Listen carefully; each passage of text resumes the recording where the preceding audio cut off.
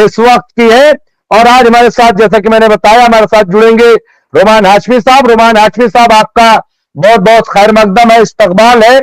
कई दिन हो गए थे रोमान हाशमी साहब, और लोग आपको याद कर रहे थे, इसलिए मुझे लगा कि आज दावत दी जाए और आपसे अपडेट ली जाए, क्योंकि हालांकि मेरी प्रेडिक्शन यह है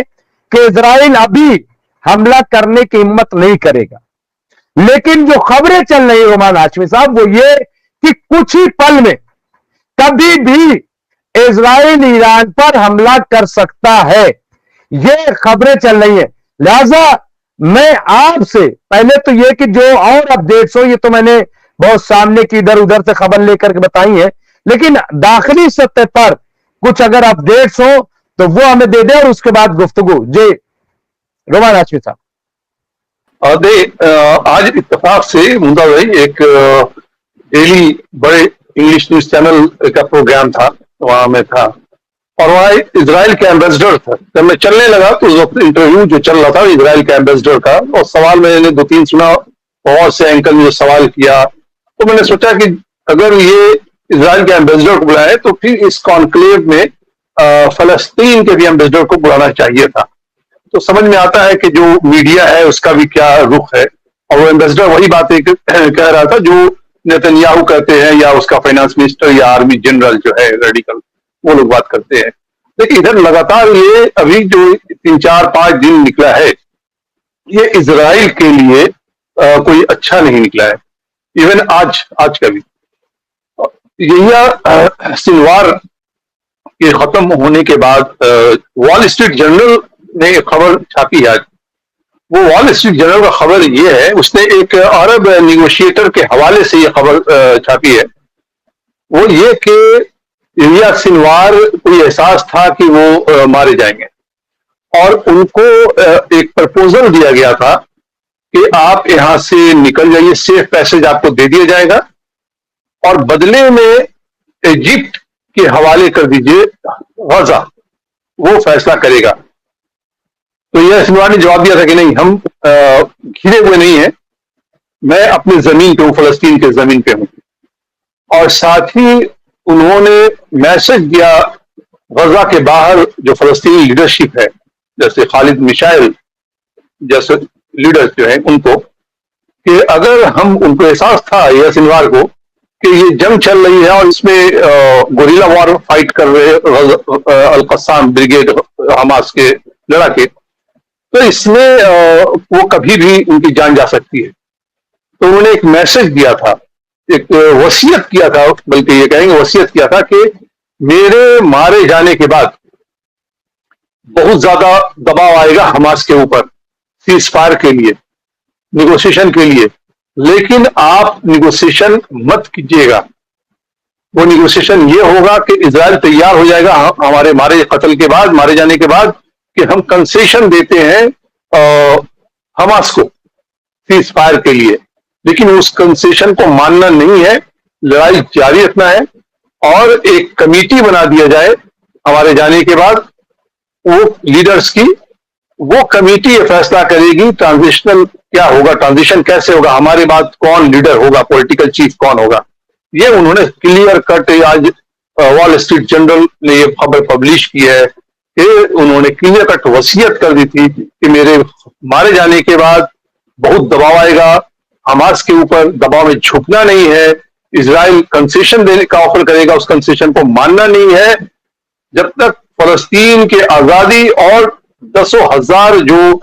कैदी है फलस्तीन जेल में, जब तक उनको रिहा नहीं कर दिया जाता और 2 स्टेट सोल्यूशन पर इजराइल राजी नहीं आता है। तो आप जज्बा देखिए, एक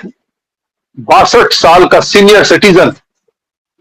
वो लास्ट मोमेंट में जिसके बारे में अफवाह उड़ा रहा था नेतन्याहू और उसकी कोटरी कि वो टनल में छिपे हुए हैं बीवी बच्चों के साथ, उन्होंने 100 से ऊपर हॉस्टेजेस को घेर रखा है और चारों तरफ उन्होंने बारूद बिछा रखा है, इस तरह की अफवाह उड़ा रखी थी। और जो तस्वीर आया उनको तो वो तो फुटेज लिया, उससे अगर पता होता ये सिनवार है तो वीडियो, मुझे नहीं लगता वीडियो वो पब्लिश करता, वीडियो पब्लिश भी नहीं करता। लेकिन वो आखिरी समय तक अपने मिलिट्री गियर में था, वॉर जो ड्रेस था उस गियर में थे, और उनका एक हाथ कलाई से उड़ चुका था, लेकिन फिर भी वो स्टिक हाथ में था जो उन्होंने ड्रोन पे मारा चढ़ा करके। वो जो इमेज था, वो फलस्तीनी बच्चे, मैं देख रहा हूं इमेज, आपने भी देखा होगा कि फलस्तीनी जो बच्चे हैं, लड़के हैं, वो उस तरह की तस्वीरें, वो अपना स्कार्फ से चेहरा को छिपा करके हाथ में लकड़ी लिए, डंडी लिए, कोई सोफा में बैठ के तस्वीर खिंचवा रहा है,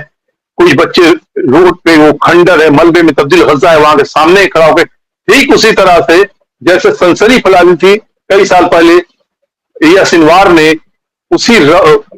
बर्बाद हो चुके बिल्डिंग्स पे रबल के सामने सोफा पर बैठ के पैर लेग क्रॉस करके उन्होंने तस्वीर खिंचवाई थी, बिल्कुल इजराइल को चैलेंज करते हुए। और वो तस्वीर इतनी पॉपुलर हुई थी कि कई फलस्तीनियों ने उसी स्टाइल में तस्वीर अपनी खिंचानी शुरू की। आज नए बच्चे 12 साल, 13 साल, 14 साल के बच्चे वैसी तस्वीर खिंचवा रहे हैं, किफाया लपेट करके, हाथ में बांध करके। आज फिर जवालिया में इजराइल एक बहुत ही टाइट एम्बुश में, जो अल-कस्साम ने न्यूज जारी किया है, एक टाइट एम्बुश में इजरायली एक स्पेशल प्लाटून फंस गया। कैजुअलिटी उसमें कुछ हुई है, ये खबर भी आई है और निकल के आएगी, क्योंकि इसके पहले उसी जगह पे ये जो माइंस बिछा रहे, हेवीली एक्सप्लोसिव सिलेंडर जमीन के अंदर करके वायर करके उसको उड़ा रहे हैं, इसी में सबसे सीनियर आर्मी कर्नल इजराइल का, रूस कम्युनिटी का था, एहसान उसका नाम, वो मारा गया। उसका एक एसोसिएट कलीग्स जो है ऑफिसर इजरायली, वो भी इंजर्ड हुआ था बुरी तरह से। इजराइल का आप देखिए कि इसके साथ ईरान पे पूरी तैयारी थी, और ये लीक हुआ, पूरे प्लान लीक हो गया, जिसमें जो इंस्टॉलेशन है, एक पहाड़ी सिलसिला है, उस पहाड़ी सिलसिले के अंदर डीप 200 मीटर अंदर जो प्लांट है एटॉमिक इजराइल ईरान का, उसको उड़ाने की कोशिश, रिवोल्यूशनरी गार्ड हेडक्वार्टर पे हमला, ऑयल रिफाइनरी पे हमला, और वाटर प्यूरिफाई करने वाले प्लांट पे हमला। आप देखें, ये मिलिट्री टारगेट नहीं आता है, वाटर प्यूरिफाई। इजराइल ने जब भी इजराइल हमला किया है, हिस्ट्री है इजराइल का, इजराइल ये नहीं देखता है कौन सिविलियन टारगेट है, कौन मिलिट्री टारगेट है। ये बिल्कुल वो जो उनका जो चैप्टर, जो मैंने बार बार बोलता हूं, और ये कितना सही है मेरा बोलना, ये भी बताऊंगा अभी। बुक ऑफ जेनेसिस के जो चैप्टर एमएलए को कोट किया था 7 अक्टूबर के हमले के बाद हमास के नेतन्याहू ने, कि इनको खत्म कर दो, बराबर कर दो, इनके जमीनों को खत्म कर दो, जड़ से मिटा दो। जो एमएलए का जो स्टोरी है, बैकग्राउंड बिब्लिकल स्टोरी जो है तोरा का, उसको कोट करते हुए, अभी बेल्जियम में 2 दिन पहले की बात है, बेल्जियम कोर्ट में एक इजरायली फौजी है, जो इजराइल का स्पेशल एक घोस्ट स्नाइपर दस्ता है, उसमें है वो, उस पे इल्जाम है एक अमेरिकन इजरायली फौजी, उसने इसको डिस्क्लोज किया है, उसने गवाही दी है, और उसी बुनियाद पे बेल्जियम की अदालत में वॉर क्रिमिनल का मुकदमा की सुनवाई शुरू हुई है उस इजरायली स्नाइपर सोल्जर पर, बेल्ज पे। उस अमेरिकन फौजी ने ये कहा कि ये सिविलियन को भी मार रहे हैं, स्नाइपर जो है इजरायली, और उनको ये कहता है कि ये एमएलाइट है। आप देखिए ये कि जिस 7 अक्टूबर के हमले के बाद जिस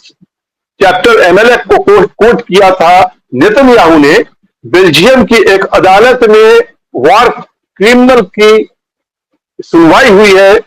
एक घोस्ट स्नाइपर यूनिट है इजराइल का, उसमें बेल्ज इजरायली फौजी के खिलाफ गवाही भी दे रहा है, उसी यूनिट में काम करने वाला एक अमेरिकन इजरायली, कि ये सिविलियन को मारा है इसने, और कहा ये एमएलाइट है, मतलब they don't deserve to live on the face of earth.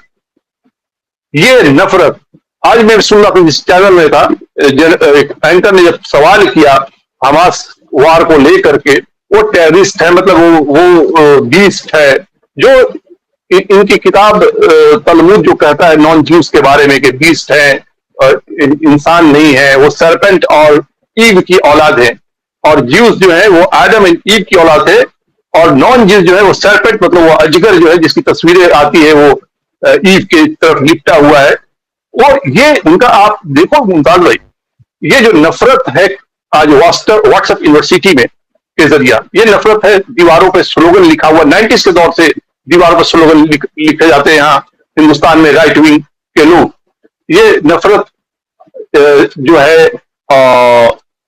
Slogans में है, अब तो गानों में आ गया है। ये इंसान के दिमाग में नफरत है जब भर रहा है, तो ये किताबें जो ये कहती है कि नॉन ज्यूज जो है वो सर्पेंट और ईव की औलादे हैं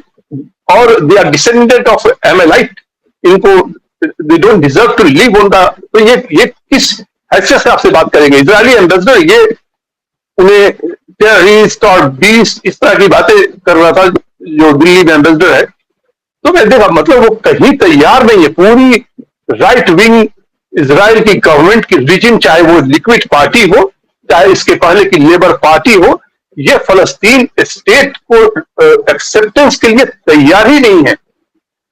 finance minister European TV channel को इंटरव्यू देता है कि इजराइल, हम ग्रेटर इजराइल बनाना चाहते हैं, खुलेआम इनको क्लेम कर रहा है इंपीरियलिज्म को।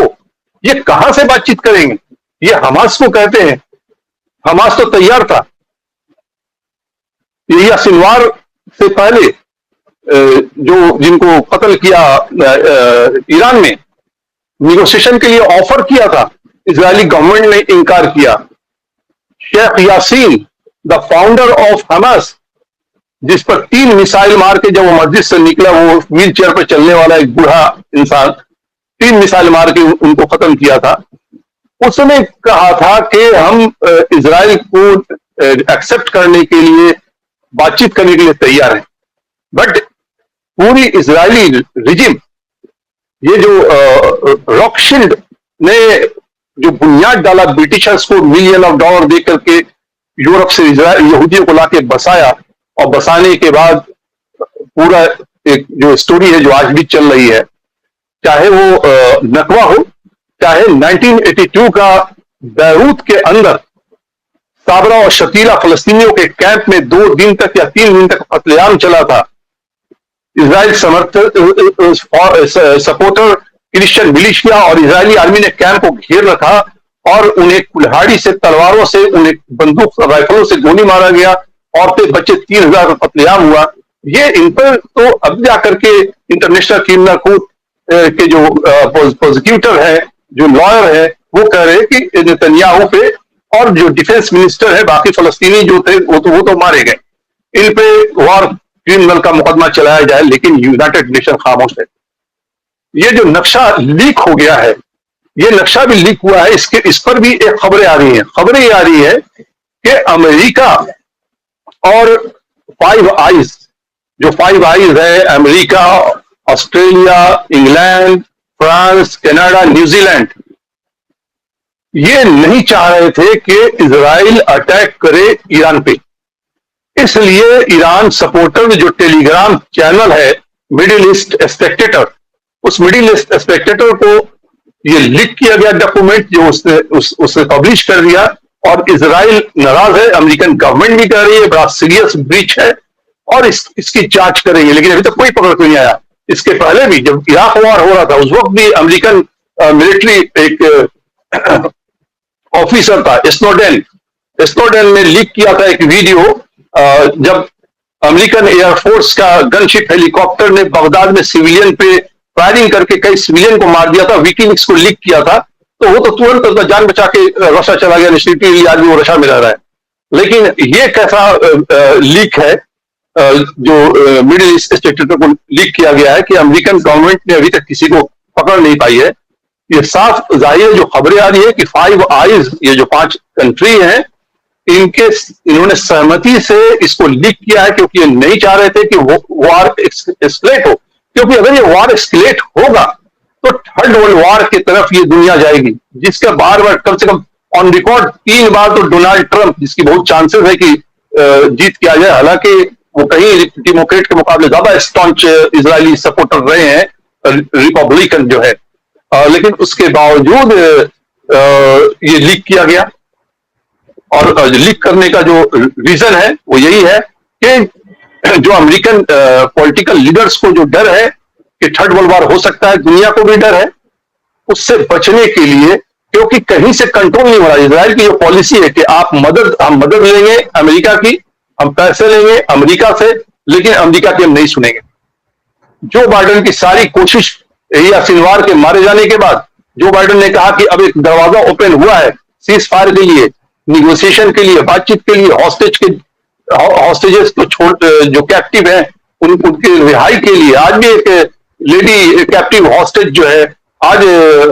हमास ने जारी किया, अल-कसाम वालों ने खबर, वो मिस्टीरियस सर्कमस्टांसेस में वो